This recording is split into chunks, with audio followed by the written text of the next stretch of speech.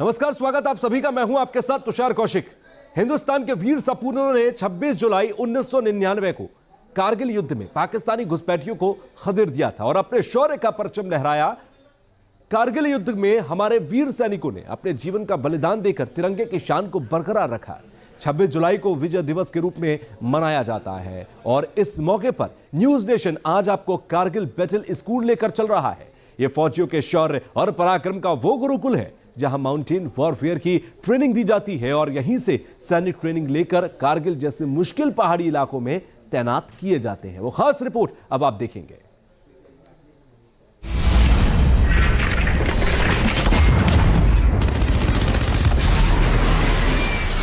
तमाम ऐसे mountain range हैं जहां पर फॉरवर्ड डिप्लॉयमेंट के दौरान इस तरह की एक्टिविटीज की जाती है। सिंगल लैडर पर मूव कर रहा हूं। नीचे बहता हुआ पानी जो है अपने आप में एक खौफनाक दृश्य को पेश कर रहा है।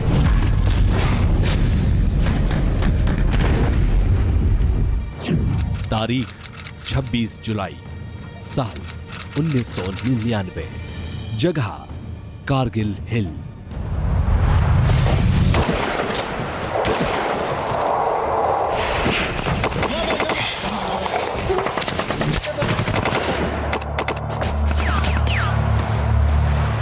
ये वो तारीख, साल और जगह है जो इतिहास के पन्नों में हमेशा के लिए सुनहरे अक्षरों में दर्ज हो चुके हैं। ये वो तारीख है जिसे आतंकियों का पनाहगार पाकिस्तान कभी नहीं भूल पाएगा, क्योंकि इसी दिन भारतीय सेना के जाबाज जवानों ने 60 दिनों तक चली जंग के बाद पाकिस्तान को धूल चटाई थी। ये वही जगह है जहां 24 साल पहले गोलियां चल रही थी, तोप गरज रहे थे, जहां हिंदुस्तान के जवान ऊंची पहाड़ की चोटियों पर दुश्मनों को खत्म करने के लिए शहीद भी हो रहे थे। तब करीब 16,000 फीट की ऊंचाई पर लड़ी गई इस लड़ाई में मोर्चे पर सिर्फ पाकिस्तानी सैनिक ही भारतीय जवानों के दुश्मन नहीं थे। यहाँ हजारों फीट की ऊंचाई, पहाड़ों की खड़ी चढ़ाई और ऑक्सीजन की कमी भारतीय सैनिकों के सामने सबसे बड़ी रुकावट थी। लेकिन तमाम चुनौतियों के बीच कारगिल वॉर में भारतीय सेना ने ऊंचाई पर दुश्मनों के कब्जे से भारतीय सीमा चौकियों को अपने कब्जे में लेकर तिरंगा लहराया था। I have unforgettable memories as far as this is concerned, and I feel always proud of the armed forces, particularly the army, which I was heading at that time. The manner in which, the way in which they recaptured every bit of ground here, and the manner in which they fought that war, probably the most challenging in the world. Very proud of them. 1998 में पाकिस्तान ने धोखा दिया। Operation Badr के तहत उस वक्त के general Musharraf ने अपनी सेना को इसके ऊपर चढ़ा दिया और कब्जा कर लिया। भारतीय पोस्ट पर, भारत के इस तमाम हिस्से पर, इन चोटियों पर, जहां पर दरअसल इस धोखे का अंजाम था युद्ध। और जैसे ही भारतीय सेना को इसकी भनक लगी, सेना आ डटी और लड़ाई शुरू हो गई। तब जरा सोचिए कि यहाँ जो प्लेन्स आपको दिखाई दे रहे हैं, इन प्लेन से हजारों फीट ऊंचा जो है जाना था, चढ़ाई करनी थी और दुश्मन से मुकाबला करना था। कहते हैं कि ज़मीनी लड़ाई और पहाड़ी लड़ाई में एक बेसिक डिफरेंस होता है। ये डिफरेंस कितना बड़ा होता है कि आप समझिए कि लगभग इस युद्ध को अंजाम देने के लिए भारतीय सेना को तकरीबन यहाँ पर आप समझिए कि एक सैनिक, यानी एक दुश्मन के सैनिक के मुकाबले 27 सैनिक का एक तरह से हम देखें तो डिप्लॉयमेंट करना पड़ा। और तब जाके इस लड़ाई को आगे बढ़ाने में आप समझिए कि लगभग 100 किलोमीटर के दायरे में लड़ाई लड़ी गई। इस लड़ाई में कई मोड़ आए और कई मोड़ अगर देखें तो उसमें से अहम टाइगर हिल पर कब्जा था और तोलोलिंग हाइट्स पर कब्जा था। ये ऐसे कब्जे थे जहां पर भारतीय सेना ने अपना तिरंगा लहराकर पाकिस्तान को बतला दिया कि चाहे दुश्मन लाख धोखा दे, लेकिन जब भारतीय सेना अपने साहस और शौर्य से उतरती है तो फिर दुश्मन कहीं नहीं टिकता। लेकिन 16,000 फीट की ऊंचाई पर जहां गोलियों से ज्यादा ऑक्सीजन की कमी की वजह से सांसें टूटने लगती हैं, जहां ठंडी हवाएं चलती हैं तो शरीर कांपने लगता है, जो दुनिया का दूसरा सबसे ठंडा बैटलफील्ड है, सोचिए जरा ऐसी दुश्वारियों के बीच हमारे भारतीय सेना के जवानों ने हाथ में AK-47 और पीठ पर 25 किलो का सामान लादकर इन चोटियों पर कैसे चढ़ाई की होगी, वो भी तब जब ऊंचाई पर बैठे एक दुश्मन नीचे 27 सैनिकों को टारगेट कर सकता था। कई चोटियों की ऊंचाई 5000 मीटर थी, तो कहीं पाकिस्तान के बंकर ऐसी जगह पर बनी थे जहां तोप से निशाना लगा पाना आसान नहीं था। कई जगह ऐसी थी जहां दुश्मन की नजर से बच पाना मुश्किल था।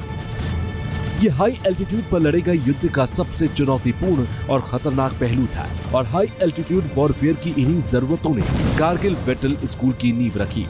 कारगिल वार के 24 साल पूरे हो चुके हैं और 25वें वर्ष में हम प्रवेश कर रहे हैं और ऐसे में हम एक ऐसे पॉइंट पर इस वक्त द्रास के मौजूद हैं जहां से ठीक पीछे कारगिल वॉर का सबसे बड़ा युद्ध क्षेत्र, रण क्षेत्र हम आपको दिखाने जा रहे हैं। हमारे ठीक पीछे जो चोटी आप देख रहे हैं, सामने ढकी हुई पूरी तरह से आप देखें बर्फ से लदी हुई ये चोटी जो है वो टाइगर हिल कहलाती है। जी हाँ, यही वो जगह है टाइगर हिल जहां पर सबसे भयानक युद्ध भारत और पाकिस्तान के बीच लड़ा गया। टाइगर हिल के अगर आप लेफ्ट में देखें तो आपको रॉकी नॉब दिखाई देता है और टाइगर हिल के राइट में आप देखें तो त्रिशूल हाइट्स दिखाई देते हैं। उसके बाद आप बढ़ते जाएं तो 0.5165, 0.5363, 0.5240 और उसके बाद 3 पिंपल, उसके बाद 0.5060 और उसके बाद आखिर में आपको तोरो लिंक टॉप दिखाई देता है। यही वो युद्ध क्षेत्र है जहां पर भारत और पाकिस्तान के बीच सबसे बड़ी लड़ाई लड़ी गई। यही वो क्षेत्र है जहां पर भारतीय सेना ने अपने अदम्य साहस और शौर्य का परिचय देते हुए पाकिस्तान के धोखे का जवाब अपने गोले बारूद से दिया और इन चोटियों पर बंकर बनाकर बैठे पाकिस्तान की सेना को पूरी तरह से चूर चूर कर दिया।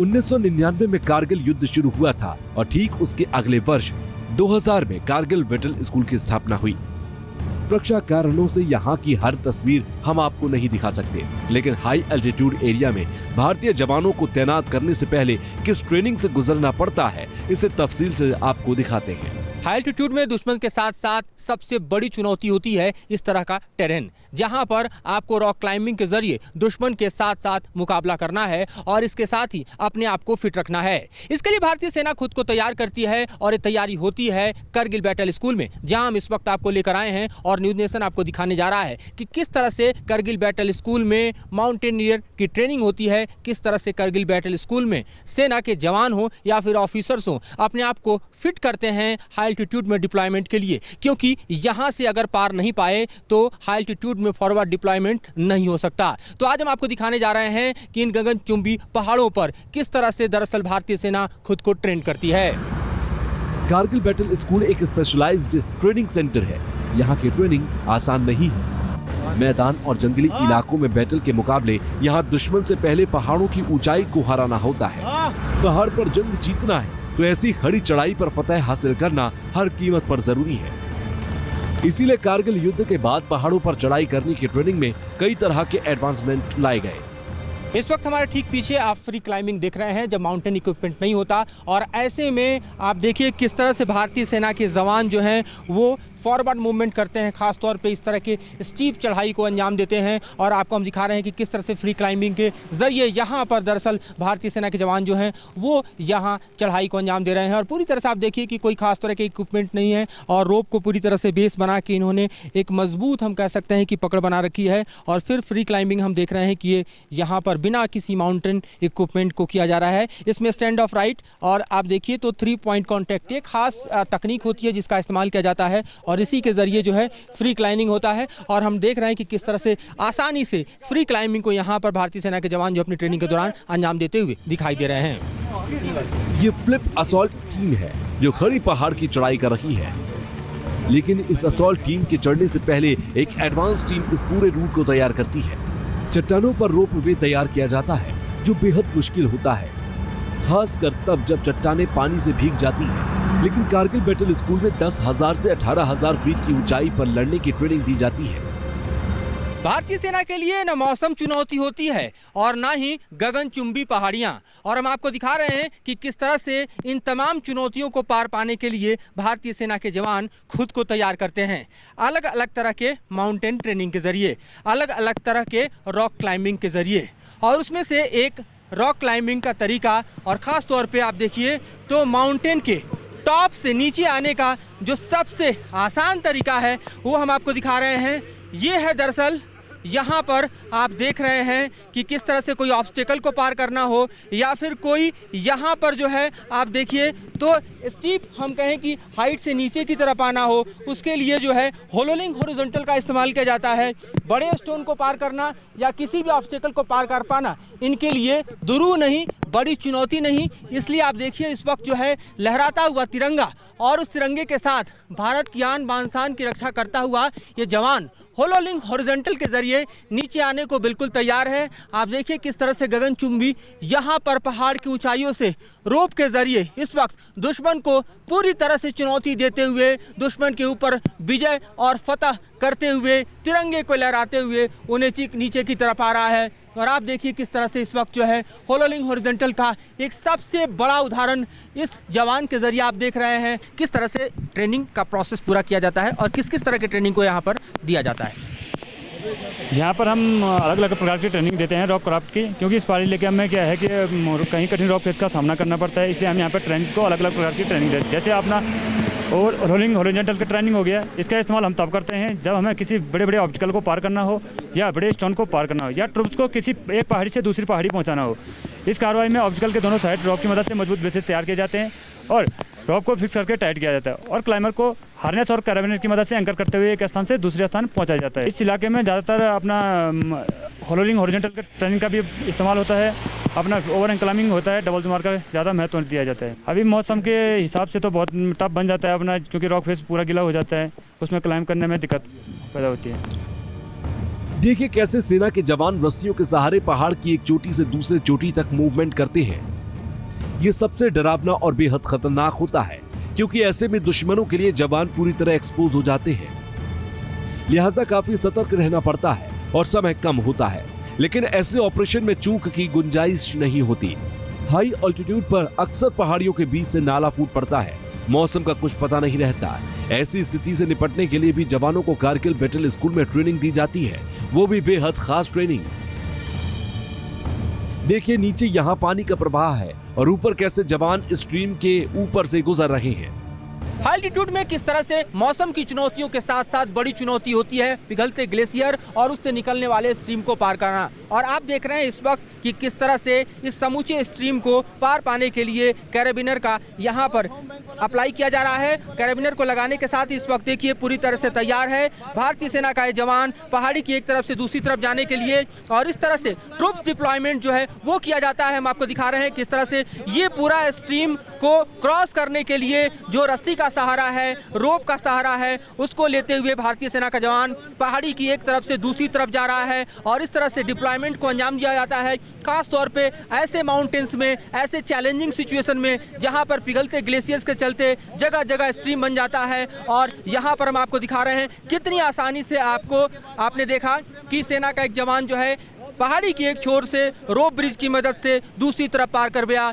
और उसके आप देखिए कि डिप्लॉयमेंट के लिए खास तौर पर इस तरह के हाई हिल में, इस तरह के माउंटेन रेंज में, इस तरह के स्ट्रीम को क्रॉस करने के लिए जो रोप ब्रिज है वो बेहद मददगार होता है। आप देखिए कि ये पूरा डिप्लॉयमेंट जो है उसका प्रोसेस बेहद हम कहें कि चुनौती से पूर्ण होता है। कठिन चुनौतियाँ जो हैं इसमें है और ख़ास तौर पर जान जाने का खतरा भी होता है। ये बताइए किस तरह से इस तरह के दर्रे पीछे बहती हुई नदी है, हमें एक हिस्से से दूसरे हिस्से जाना है, कैसे जाते हैं, क्या तरीका होता है? ये स्ट्रीम क्रॉसिंग ड्रिल का इस्तेमाल किया जाता है, जिसमें हम रोप ब्रिज और लैडर ब्रिज का इस्तेमाल करते हैं। लैडर ब्रिज के इस्तेमाल से हम इस प्रकार की स्ट्रीम को यानी कि आसानी से पार कर सकते हैं। इस प्रकार के यानी कि लैडर ब्रिज को क्रॉस करते समय हम स्टैंडिंग पोजीशन और लाइन पोजीशन, उसके बाद में मंकी पोजीशन का भी इस्तेमाल करके आसानी से पार कर सकते हैं। कारगिल बैटल स्कूल में 90 डिग्री की चढ़ाई, रैपलिंग, असॉल्ट क्लाइंबिंग के बारे में भी जवानों को सिखाया जाता है। फौजियों में ऐसे ही खास ट्रेनिंग के जरिए पहाड़ों के ऐसे दुर्गम इलाकों पर फतह हासिल करने का हौसला पैदा किया जाता है। अब हम आपको दिखा रहे हैं डबल जूमार क्लाइंबिंग। यहाँ पर आप देख रहे हैं डबल जूमार क्लाइंबिंग को, और यहाँ पर भारतीय सेना के जवान जो हैं वो देखिए किस तरह से इस तरह के स्टीप माउंटेन में ऊपर चढ़ते हुए आपको दिखाई दे रहे हैं। कठिन रॉक है और कठिन रॉक के साथ साथ इस तरह की चढ़ाई अपने आप में बेहद कठिन चुनौती से भरी हुई है। लेकिन आप देख रहे हैं कि कठिन पहाड़ होने के बावजूद और सीधी खड़ी चढ़ाई होने के बावजूद जो है किस तरह से डबल रोप का इस्तेमाल इसमें किया जा रहा है। डबल जुमार क्लाइंबिंग इसको इसलिए भी कहा जाता है क्योंकि इसमें डबल रोप का इस्तेमाल किया जाता है और दोनों रोप का इस्तेमाल करते हुए आप देख रहे हैं कि किस तरह से भारतीय सेना का जवान जो है इस वक्त यहाँ द्रास के इन पहाड़ियों पर चढ़ता हुआ दिखाई दे रहा है। और साफ तौर पर देखा जाए कि ऐसी परिस्थिति जब दुश्मन कहीं ऊपर बैठा होता है, जब ठिकाने दुश्मन के ऊपर होते हैं और वहाँ पे ऑपरेशन के दौरान पहुँचना जो है अपने आप में सबसे चैलेंजिंग होता है। लेकिन इस चैलेंज को पार पाना भी भारतीय सेना के लिए कोई कठिन कार्रवाई नहीं और किस तरह से इस कठिन कार्रवाई के लिए खुद को भारतीय सेना के जवान तैयार करते हैं, इसका एक नज़ारा हम आपको दिखा रहे हैं इन पहाड़ियों पर। करगिल बैटल स्कूल में हो रही इस ट्रेनिंग के जरिए आप समझ सकते हैं कि किस तरह से भारतीय सेना के जवान चाहे किसी भी तरह का टेरेन हो, चाहे वो ईस्टर्न लद्दाख का हो या नॉर्दर्न बॉर्डर का हो या फिर अरुणाचल का हो, तमाम ऐसे इलाके हैं जहां पर भारतीय सेना को अपनी संप्रभुता की रक्षा करने के लिए दरअसल इसी तरह के रेंज में खुद को फिट रखना पड़ता है। कारगिल युद्ध के दौरान भी तोलोलिंग की चोटी पर भारतीय झंडा फहराना बेहद जरूरी था, क्योंकि बिना तोलोलिंग पर जीत हासिल किए यह युद्ध नहीं जीता जा सकता था। पाकिस्तान के सैनिक इन्हीं चोटियों पर बैठे हुए थे और उनकी नजर थी श्रीनगर लेह हाईवे पर। इस हाईवे को इलाके का लाइफलाइन कहा जाता है। पाकिस्तान की कोशिश थी कि इस पूरे हाईवे को ठप कर भारत को सियाचिन से पीछे हटने पर मजबूर कर दिया जाए, लेकिन भारतीय सेना के जवानों ने पाकिस्तान के हर मंसूबे को खाक में मिला दिया। यही वजह थी कि कारगिल बैटल स्कूल में जवानों को हर युद्ध भूमि में लड़ने की ट्रेनिंग दी जाती है। हाई एल्टीट्यूड बैटल ग्राउंड पर हमेशा पहाड़ों पर चढ़ने की ऐसी दुश्वारियां मौसम के चलते और बढ़ जाती हैं, लेकिन ऐसी मुश्किलों की परवाह किए बगैर भारतीय सेना के जाबाज जवानों ने कारगिल युद्ध के दौरान कई ऊंची चोटियों को फतह किया था।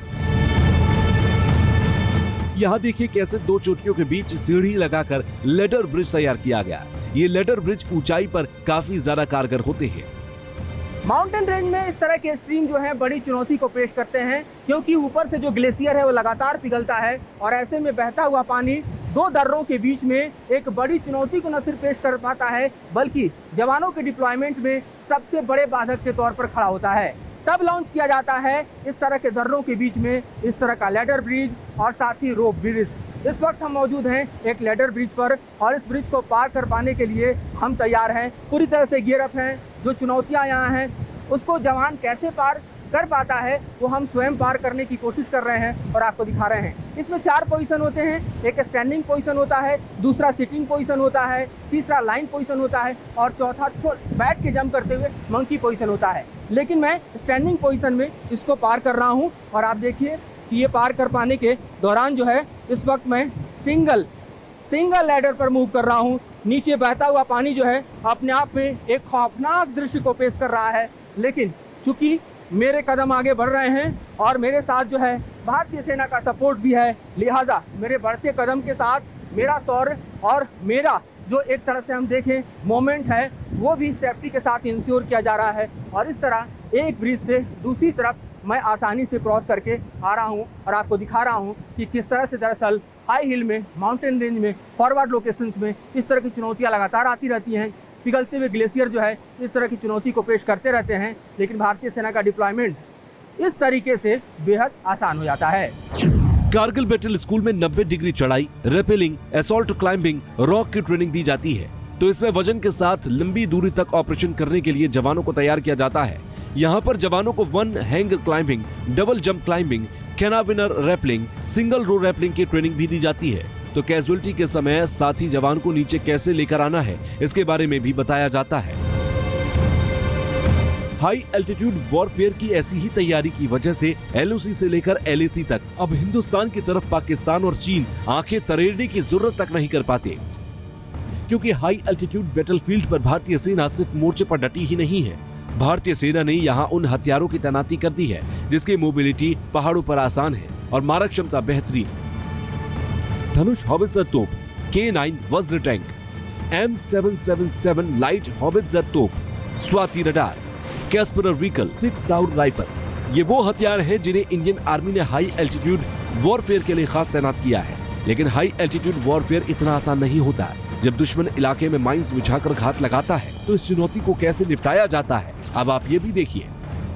वॉर जोन में बेहद जरूरी होता है दुश्मन के माइंस को डिटेक्ट करना, वरना फॉरवर्ड मूवमेंट में टुकड़ी को कैजुअलिटी का सामना करना पड़ सकता है। और ऐसे में आपको हम दिखा रहे हैं कि किस तरह से दरअसल डिमाइनिंग की जाती है। आप अपने हाथ में लिए हैं, ये कौन सा इक्विपमेंट है, इसका क्या काम है? प्रोडर है, इसको हम पाउडर, इसको लंबाई है 1.07 मीटर का है। इसको हम 6 to 8 सेंटीमीटर तक है ना ज़मीन में जो सा गहराई में उसको हम सर्चिंग किया जाता है।